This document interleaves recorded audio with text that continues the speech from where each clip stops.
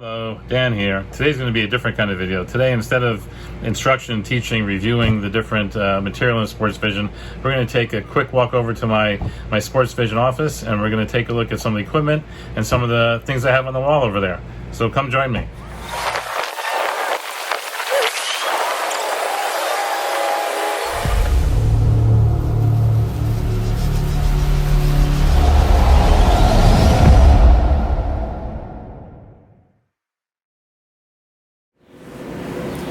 All right, everybody, thank you. Welcome to my office here.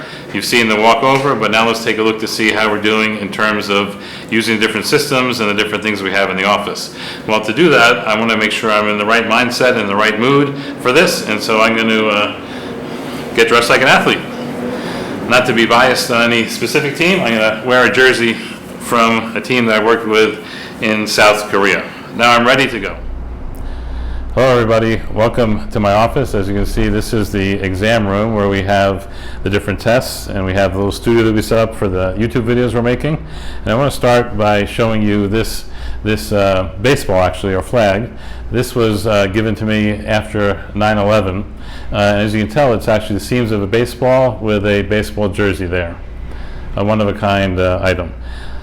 All right, let's start over with this first system. This is the SVT trainer. It's a test of eye-hand coordination. I'm actually going to run it myself, and we'll see how I do. All right, let's see. I'm going to go as fast as I can.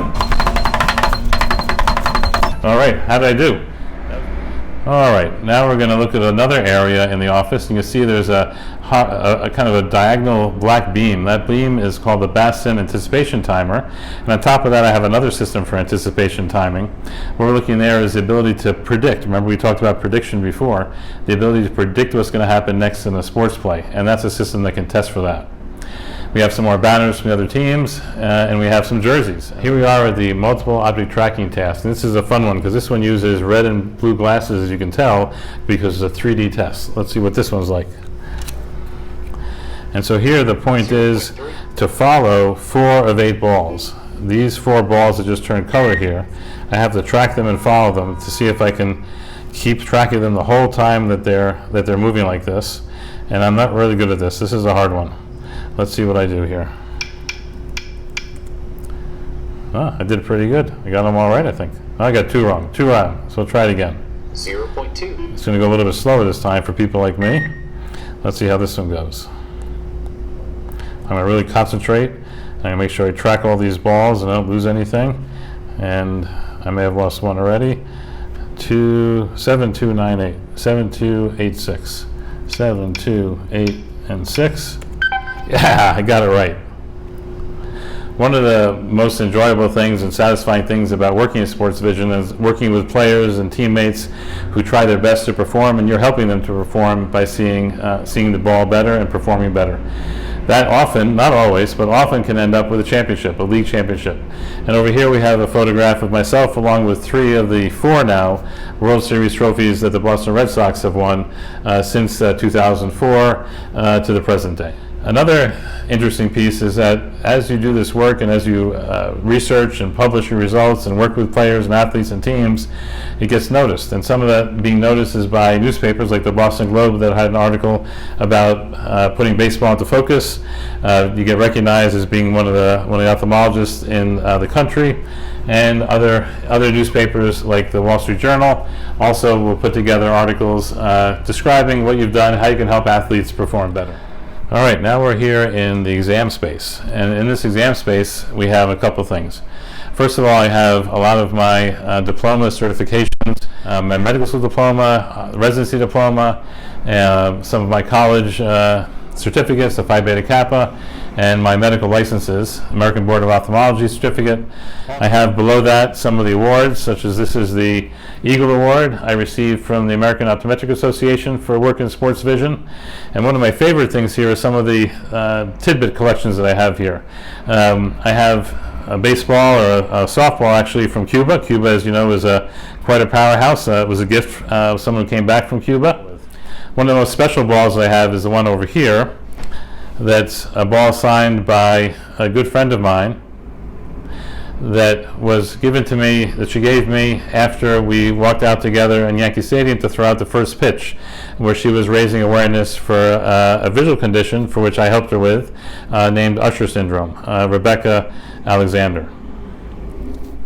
On this wall, we have many different pictures of players that I've worked with that I've been fortunate to have them actually sign over and give me some best wishes and thanking me for the work we've done together.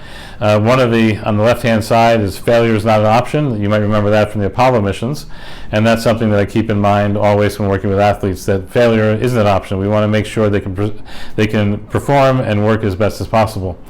All right. One of the tests that's really important is a test of vision called the AVTS test.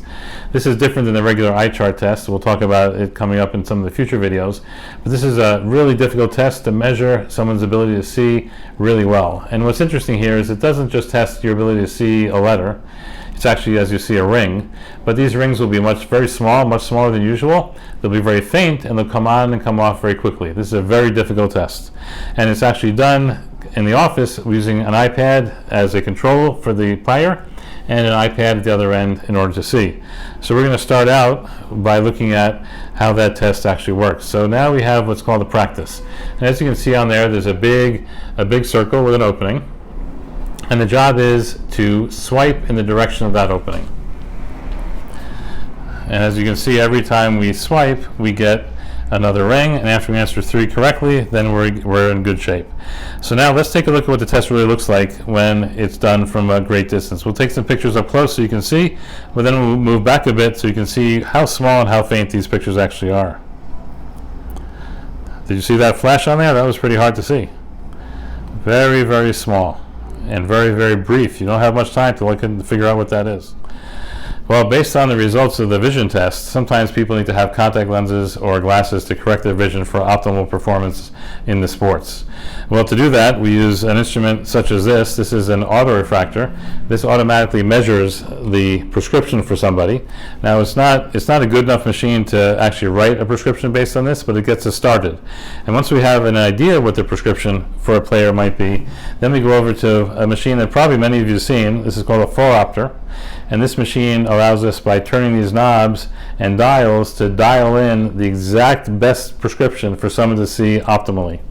We use that, we get a prescription, and then we move to contact lenses frequently. And here's a whole set of contact lenses that we can try based on the prescription to get people to have the best vision possible. Please press the like button below and subscribe to this channel so you can be updated on future developments.